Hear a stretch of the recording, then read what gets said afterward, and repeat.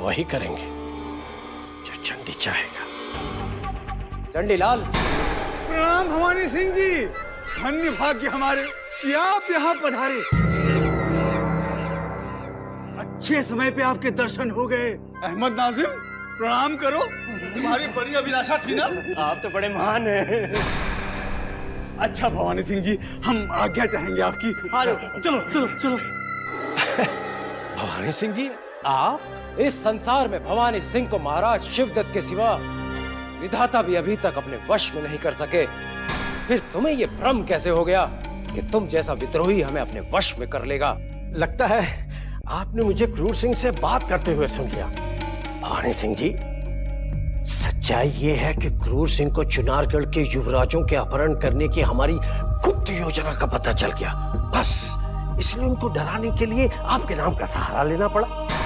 आप चंडीलाल, हमें बहलाने फुसलाने का प्रयास मत करो। हम कोई चुनारगढ़ के योद्धा नहीं जिन्हें आप मूर्ख बना लेंगे। यदि शत्रु के युवराज को अगवा करने में हमारी मदद प्राप्त करना चाहते हो तो भविष्य में हमें अपने वश में करने का विचार भी अपने मन में मत लाना। अनजाने में मुझसे हुई भूल को मैं स्वीकार करता हूँ भवानी सिंह जी। भविष्य में ऐसा नहीं होगा। तो समझो रानी चंद्रकांता और महाराज वीरेंद्र सिंह के भविष्य में काला अंधेरा छाने वाला है, क्योंकि शिवगढ़ के हित में और महाराज शिवदत्त को विजय दिलाने के लिए हम शत्रु के युवराज का अपहरण अवश्य करेंगे, फिर चाहे वो कहीं भी और कितनी भी सुरक्षा के घेरे में क्यों ना हो।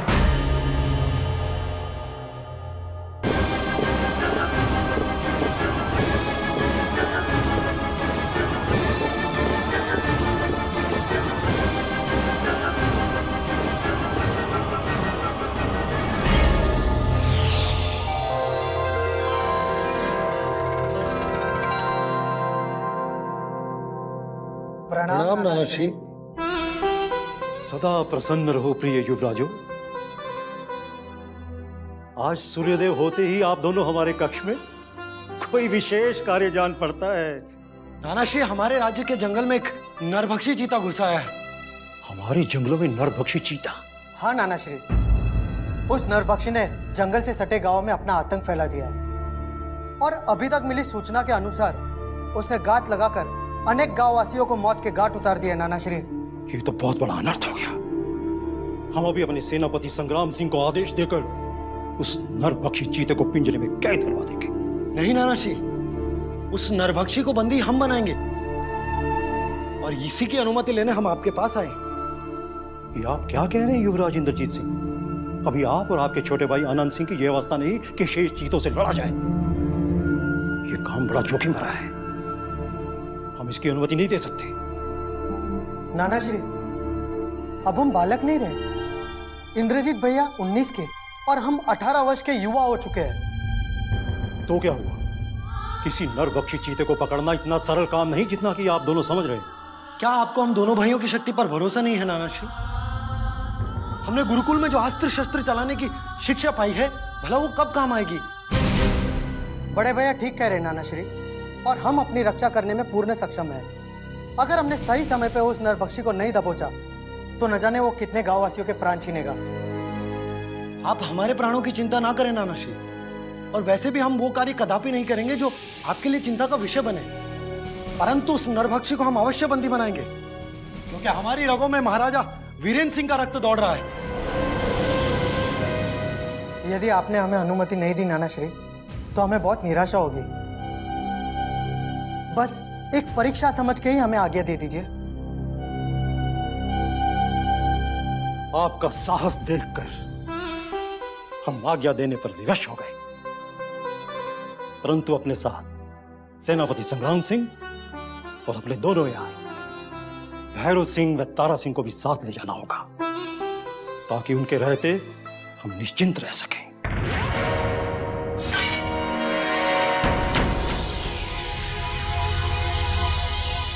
प्रणाम संग्राम सिंह जी। प्रणाम युवराज। आज आप दोनों हमारे कक्ष में? हमें नानाश्री ने उस नरभक्षी चीते को बंदी बनाने की अनुमति दे दी है संग्राम सिंह जी, जिसके आतंक से कानेरी की सीमा पर बसे ग्रामवासी भयभीत हैं। हमें इसकी सूचना मिल चुकी है युवराज। हम उस नरभक्षी को घेरने की तैयारी कर रहे हैं। संग्राम सिंह जी, हमें शीघ्र से शीघ्र कानेरी पहुंचकर उस नरभक्षी के आतंक को समाप्त करना है। इसीलिए हमें तुरंत महल से प्रस्थान करना चाहिए। प्रस्थान करने से पूर्व हमें आप दोनों के सुरक्षा प्रबंध की अंतिम जांच करनी शेष है। जांच होते ही हम अपने चुनिंदा विश्वास पात्र सैनिकों को लेकर कानेरी की ओर प्रस्थान कर जाएंगे।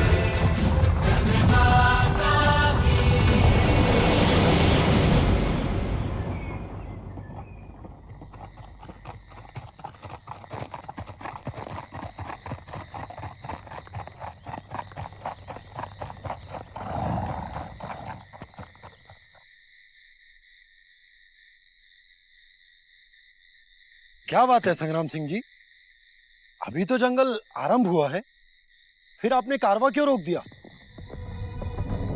युवराज, 3 दिन पहले वो नरभक्षी चिता इसी स्थान पर से किसी गांव वाले को उठाकर लेकर गया था। अब जैसे उसे भूख लगेगी वो इसी स्थान पर मनुष्य की खोज में आएगा।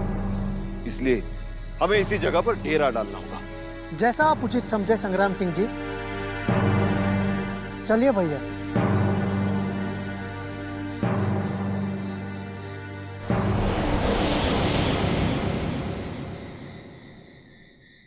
संग्राम सिंह जी, हमें उस नरभक्षी चीता को पकड़ने के लिए कोई ऐसी रणनीति बनानी होगी जो हमें अतिशीघ्र सफलता दिला सके।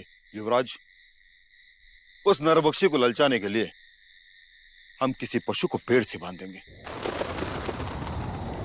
उस पशु के गंध से वो नरभक्षी अवश्य समीप आ जाएगा, और जैसे ही वो समीप आएगा हम उसे घेर कर पिंजरे में बंदी बना लेंगे। नहीं संग्राम सिंह जी, हम उस नरभक्षी को ललचाने के लिए किसी निर्दोष पशु का सहारा नहीं लेंगे, और वैसे भी उसके मुंह पर मनुष्य का रक्त लग चुका है। इसीलिए किसी भी पशु के स्थान पर हम वहां पर पैरा देंगे जहां पर उस नरभक्षी ने किसी गांव वाले को मारा था। मनुष्य की गंध से वो अवश्य हमारे समीप खींचा चला आएगा। हम आपकी युक्ति से सहमत हैं युवराज आनंद, परंतु उस नरभक्षी की प्रतीक्षा आप नहीं हम करेंगे, क्योंकि हम आपसे बड़े हैं। नहीं, हम आप दोनों को ये जोखिम भरा कार्य नहीं करने देंगे युवराज।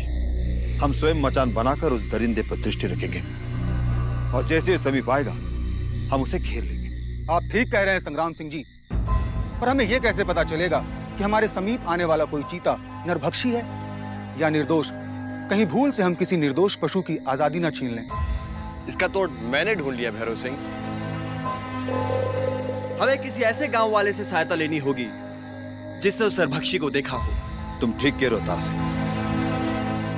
हम अभी सैनिकों को गांव में भेजकर किसी गांव वाले को बुला लेते हैं, परंतु तब तक हमें मचान के लिए कोई सुरक्षित स्थान ढूंढना होगा ताकि हम उस दरिंदे पर दृष्टि रख सकें।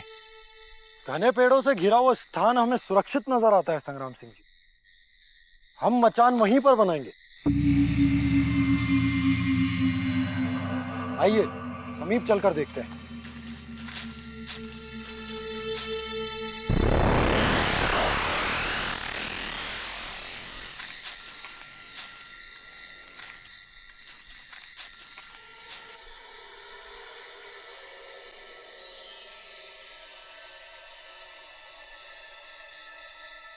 आधी रात को इस जंगल में ये कैसी आहट सुनाई पड़ रही है भैया? लगता है ये किसी युवती की पायल की झनकार है, परंतु कौन है वो? इस अंधकार में अकेली चली जा रही। हम देखते हैं। नहीं,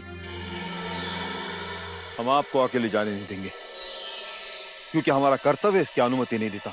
आप लोग यही ठहरिए, हम स्वयं जाके देखते हैं कि वो युवती कौन है जिसकी पायल की गूंज इस अमावस की आधी रात में सुनाई दे रही है।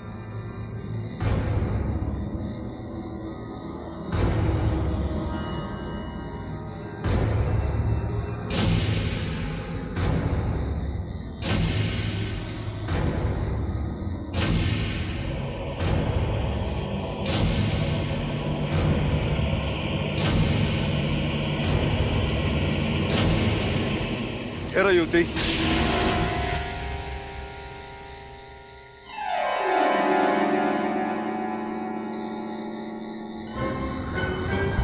डरो मत। यदि तुम शत्रु की अय्यार नहीं हो तो हम तुम्हें कोई हानि नहीं पहुंचाएंगे। कौन हो तुम? हमारा नाम केसरिया है। कान्हेरी वन के वैद्यराज की बेटी हूँ। जड़ी बूटी की खोज में इस घने जंगल में अपने घर का मार्ग भटक गई हूँ, परंतु आप कौन है? संग्राम से। तुम सत्य कह रही हो या सत्य? इसका निर्णय तो अब चुनारगढ़ के युवराज ही करेंगे। चुनारगढ़ के युवराज इस घने जंगल में? क्या आप सत्य कह रहे हैं? हाँ, चलो हमारे साथ।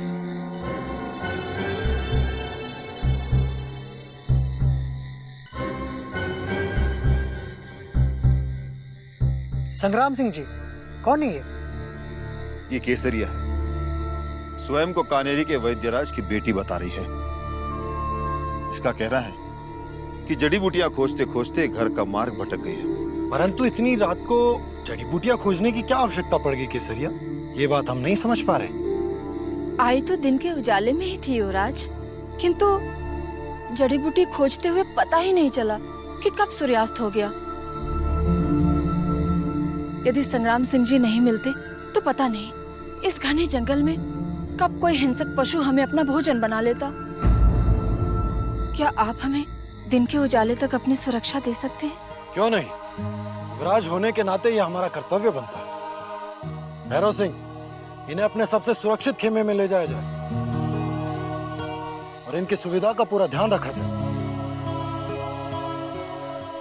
आपका ये उपकार हम कभी नहीं भूलेंगे युवराज, किंतु हमारे मन में एक जिज्ञासा है। क्या हम जान सकते हैं कि आप इस घने जंगल में किस कार्य से आए हैं?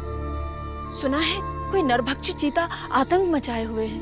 उसी नरभक्षी चीते की तलाश में हम इस जंगल में आए हैं, जो पिछले कई दिनों से भोले वाले ग्रामवासियों को अपना भोजन बनाता जा रहा है। आप जितने दयालु हैं उतने ही वीर भी हैं युवराज। ग्रामवासियों की रक्षा के लिए आप स्वयं चले आए। ये जानकर हमारा शीश श्रद्धा से आप दोनों भाइयों के चरणों में झुक गया युवराज। ईश्वर आपको शीघ्र ही सफलता दे, यही हमारी कामना है। अब आप विश्राम कीजिए। सूर्योदय होते ही आपको सुरक्षित कान्हेरी पहुंचा दिया जाएगा। भैरव सिंह, इन्हें खेमे में पहुंचाया जाए। जो हुक्म युवराज। चलो केसरिया।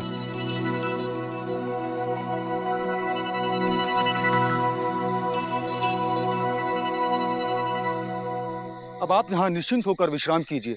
आपकी आवश्यकताओं का ध्यान रखने के लिए हमारे ये सैनिक आपकी सेवा में खड़े हैं। जी धन्यवाद। आइए।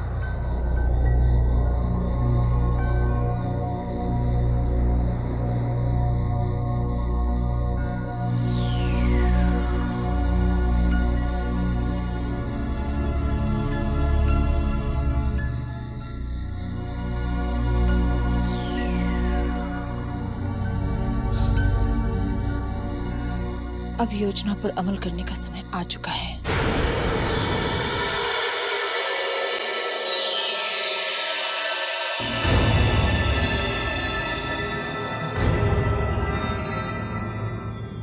हुजूर को दोनों युवराजों के बारे में तत्काल सूचना दे देनी चाहिए।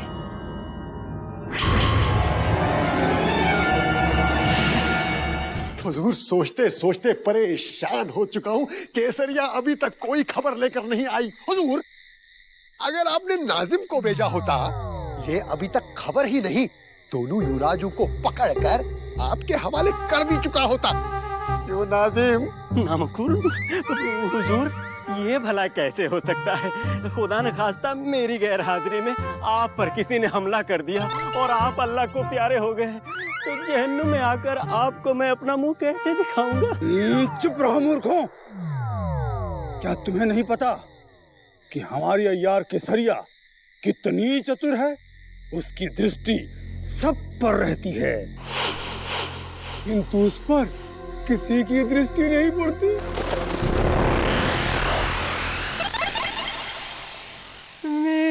निकल गई हुजूर, वो देखिए।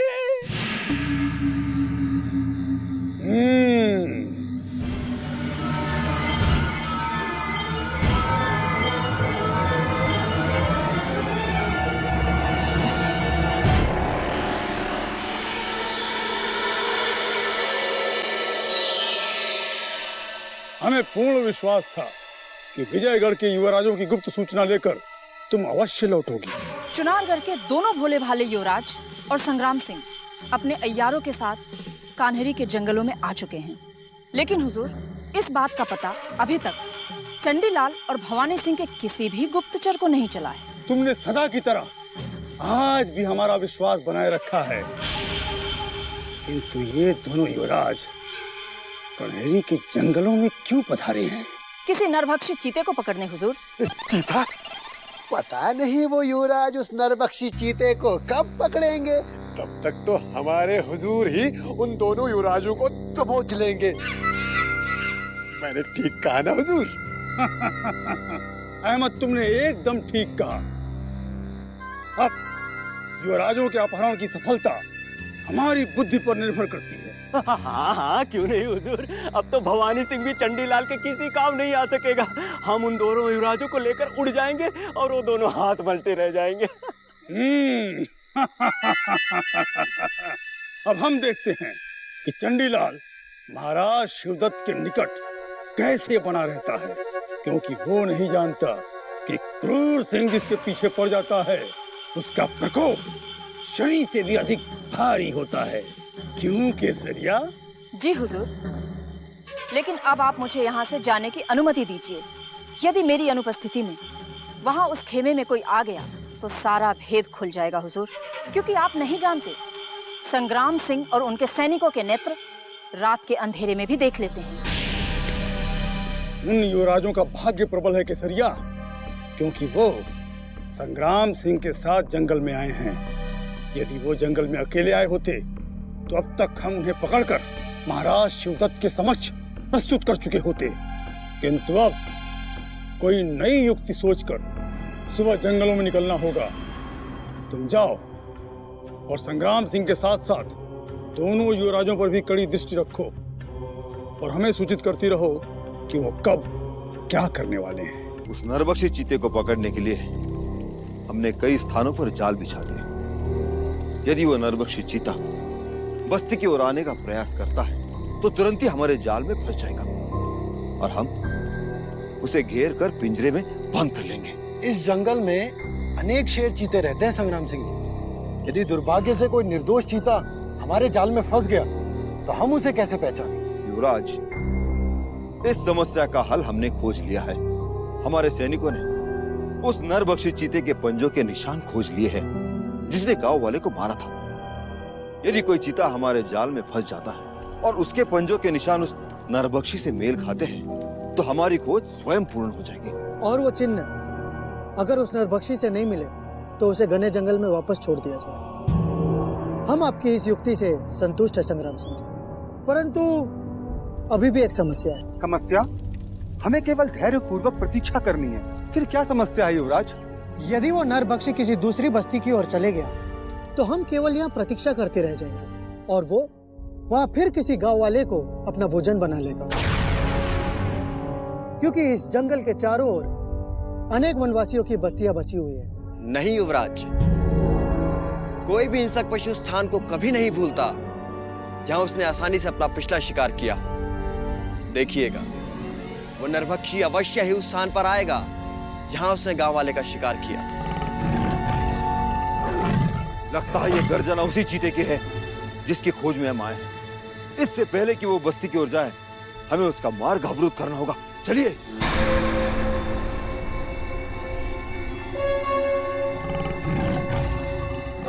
उस तरफ।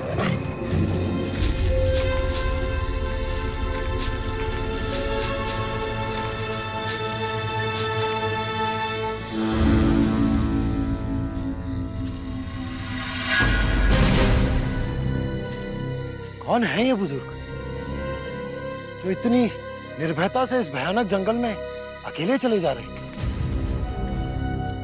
राज, ऐसे प्रतीत हो रहा है जैसे वो किसी के खोज में भटक रहे हैं। देखते हैं कौन है वो। ठहरो।